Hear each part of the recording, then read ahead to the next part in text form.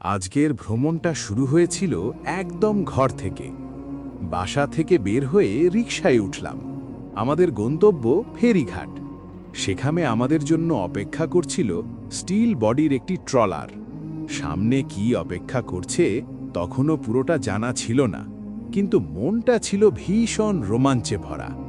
ফেরিঘাটে পৌঁছে দেখি ট্রলার দাঁড়িয়ে আছে ঠিকই, কিন্তু আমাদের অন্য সাথীরা তখনও এসে পৌঁছয়নি। নদীর পাড়ে দাঁড়িয়ে অপেক্ষার সেই সময়টুকুও যেন ভ্রমণেরই একটা সুন্দর অংশ হয়ে গেল।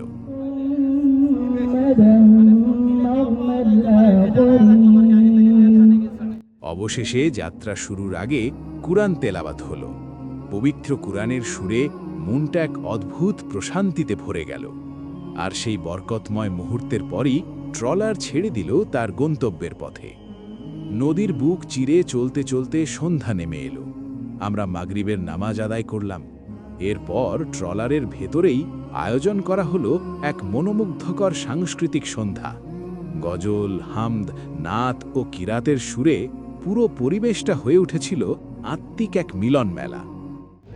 আমি চলতে পথে দুদিন থামিলাম,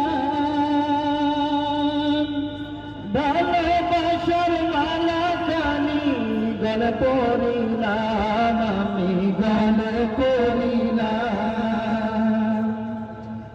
আমি চলতে পথে দুদিন থামিলাম,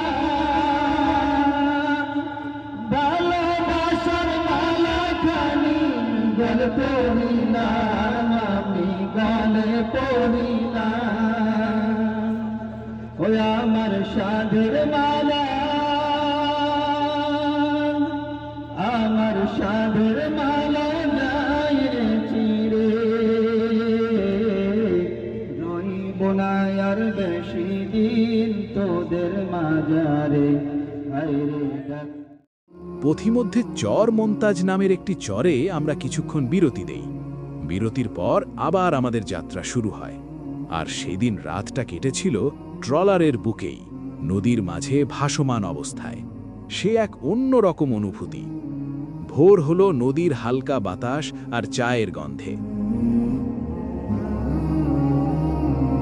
চা আর টোস্ট দিয়ে হালকা নাস্তা করতে করতেই আমরা পৌঁছে গেলাম আমাদের কাঙ্ক্ষিত গন্তব্য, চর হেয়ার।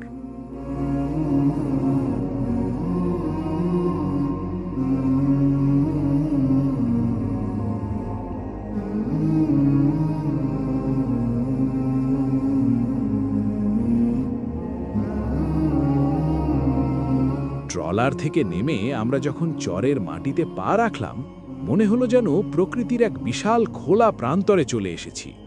এরপর শুরু হলো আমাদের ঘোরাঘুরি। সূর্য তখন ধীরে ধীরে উঠছে। আমরা নদীর ধারে নরম বালুর ওপর হেঁটে চলেছি। চারপাশের দৃশ্য এতটাই সুন্দর ছিল যে সবাই সেই মুহূর্তগুলো ভিডিও করে স্মৃতিতে ধরে রাখার চেষ্টা করছিল।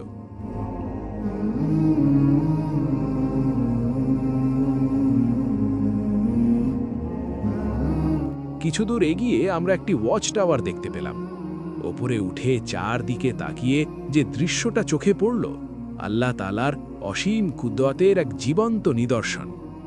যতদূর চোখ যায় শুধু প্রকৃতি আর প্রকৃতি। সকাল গড়াতে গড়াতে দুপুর হলো। আমাদের কিছু ভাই তখন মেতে উঠল ক্রিকেট খেলায়। হাসি, দৌড়, চিৎকার, পুরো চরটাই যেন জীবন্ত হয়ে উঠেছিল।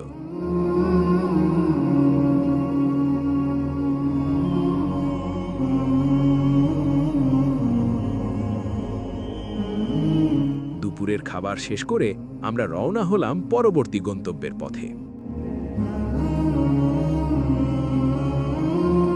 পথিমধ্যে হঠাৎ আমাদের ট্রলার নদীর মাঝে চরে আটকে গেল, কিন্তু সেটাই হয়ে গেল আলাদা এক আনন্দের উপলক্ষ। অনেকে নদীতে ঝাঁপ দিয়ে গোসল করল, পানিতে খেলাধুলা। সেই মুহূর্তগুলোর আনন্দ ভাষায় প্রকাশ করার মতো না।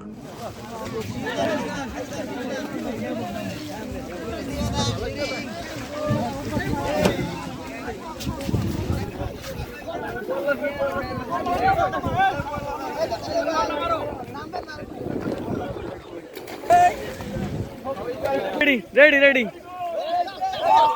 Oh!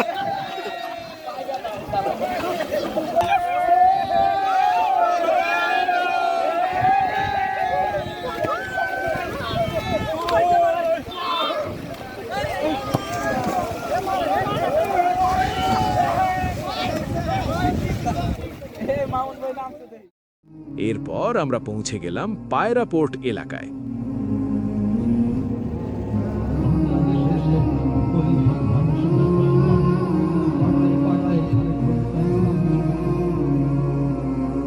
সেখানে নেমে আমরা আসরের নামাজ আদায় করলাম।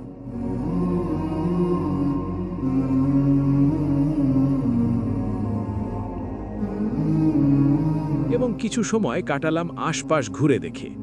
বিকালের স্নিগ্ধ বাতাসের সেই মুহূর্তটা বেশ ভালো লাগছিল।